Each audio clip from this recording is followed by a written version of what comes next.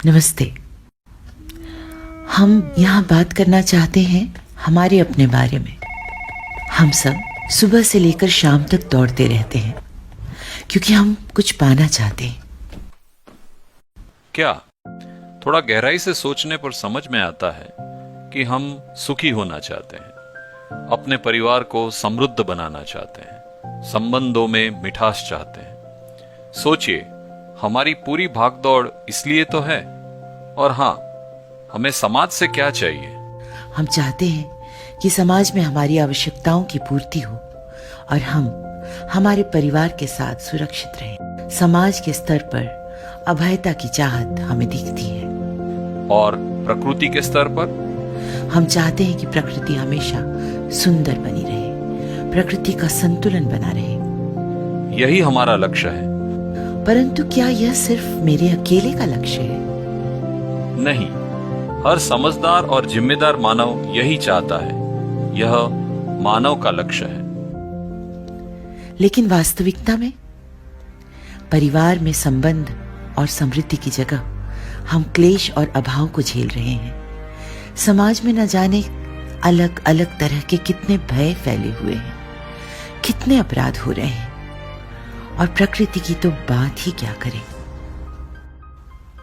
हम इस लक्ष्य को पूरा करने के लिए क्या कर रहे हैं? हमें लगता है कि हम पैसे वाले होने से सुखी हो जाएंगे, रूपवान होने से सुखी हो जाएंगे, बलवान होने से सुखी हो जाएंगे, किसी ऊंचे पद पर बैठ जाने से तो जरूर सुखी हो जाएंगे। हम सब इसी दौड़ में लगे हैं। वहां पहुंच चुके लोग संतुष्ट हैं? क्या इन चीजों से सच में सुख मिलता है? हम अपनी स्थिति को देखें। हमने इतना कुछ कर लिया, सुविधा की वस्तुओं से हमने अपने घर भर लिए। क्या हमारे मन भरे हैं? फिर धन का, रूप का, बल का और पद का सदुपयोग कैसे हो?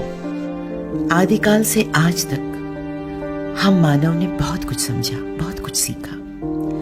आज भी हम अच्छा जीना चाहते हैं, समाज को सुंदर व्यवस्था से सजा हुआ देखना चाहते हैं। पूरी मानव जाति कहां पर आकर फंस रही है? कमी कहां रह गई? 99 चोट लग चुकी है, तो 100वीं चोट क्यों नहीं लग रही? क्या जीने के नियम हम बनाते हैं? नहीं, नियम तो प्रकृति में है ही। हम सिर्फ उसे पहचानते हैं। हमने नियमों को पहचाना नहीं था, तब भी नियम तो थे ही। भौतिक जगत के उन नियमों को पहचानकर हमने बहुत सारी सुविधाएं अपने लिए बना दी। तो सुखी होने के नियमों को कैसे पहचाने?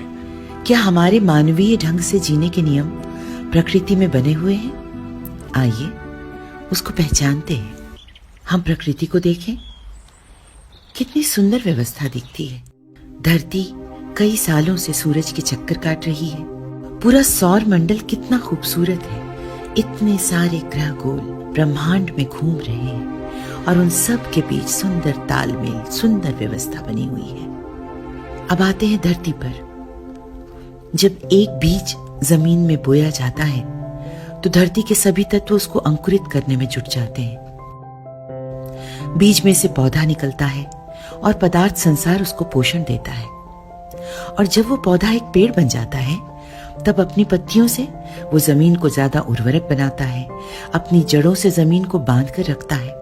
और ऐसे वनस्पति संसार और पदार्थ संसार के बीच एक सुंदर संतुलन बना रहता है। जीव जानवर वनस्पति संसार से आहार लेते हैं और बदले में उन वनस्पति के बीजों का वहन करते हैं। अपने मलमूत्र से जमीन को ज्यादा उर्वरक बनाते हैं। ऐसे पदार्थ, वनस्पति और जीव जानवर के बीच सुंदर व्यवस्था बनी हुई है।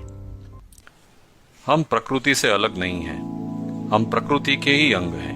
प्रकृति की पहली 3 अवस्थाओं ने जिस तरह से सुंदर व्यवस्था सजाई थी, हमें भी वैसे ही व्यवस्था को सजाना है। तो आइए प्रकृति में व्यवस्था का क्या सूत्र है उसको समझते हैं। व्यवस्था की सबसे छोटी इकाई कौन सी है?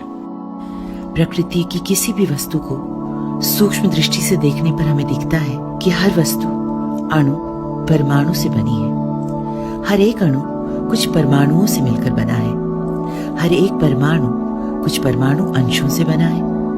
परमाणु के केंद्र में भी अंश है और उसके परिवेश में भी अंश घूमते हैं। कितनी सूक्ष्म व्यवस्था है ये।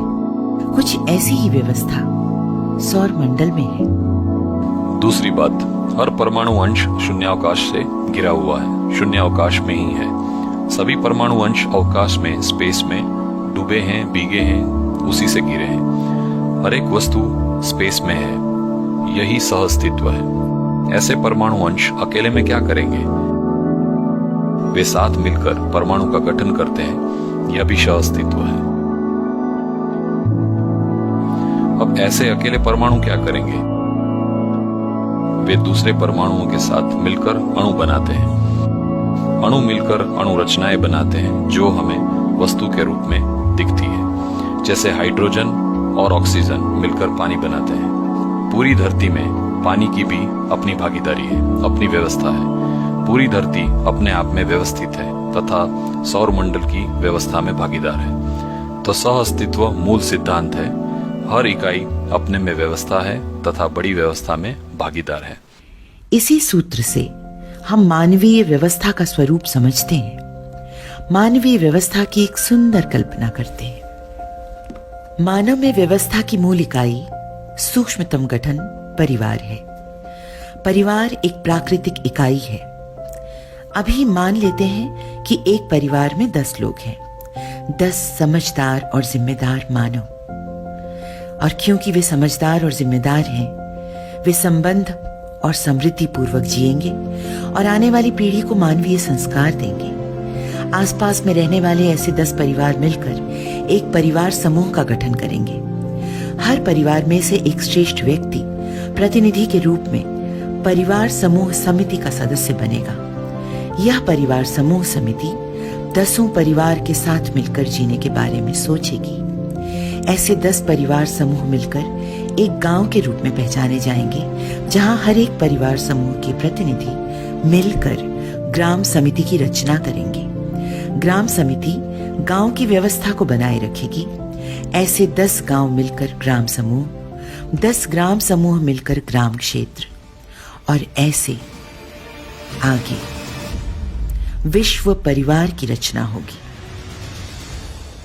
ऐसी 10 सोपानीय व्यवस्था में व्यवस्था के 5 आयामों पर कार्य होगा।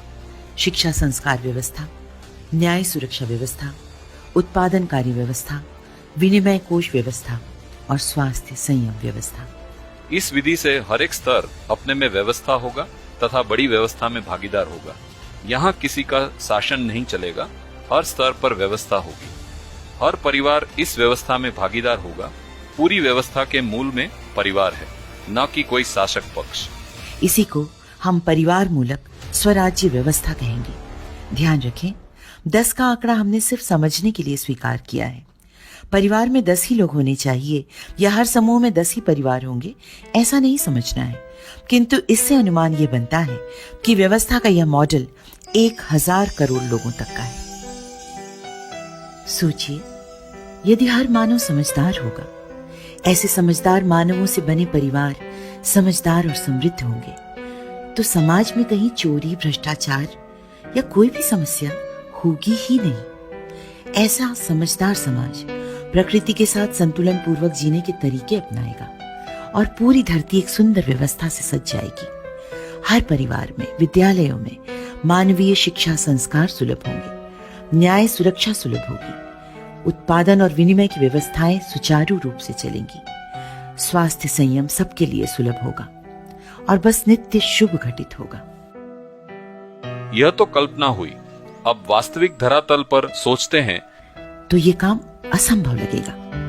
अभी तो हमें अपनी मान्यताओं पर बहुत काम करना है। जैसे शुरू में हमने देखा था, हम अभी भी ये मानते हैं कि रूप से, बल से, पद से, धन से हम सुखी हो जाएंगे। समाज की सारी अव्यवस्थाओं की जड़ यही तो है। सुख कहाँ है? समझदारी में। समझना क्या है? किसको समझदारी कहें, किसको मान्यता कहें? प्रकृति के मूल सिद्धांत सह अस्तित्व को जीने में कैसे लाएं? इतनी समझदारी आखिर मिलेगी कैसे? प्रश्न ही प्रश्न है और हम उलझे हुए हैं। संसार क्या है? मैं कौन हूं?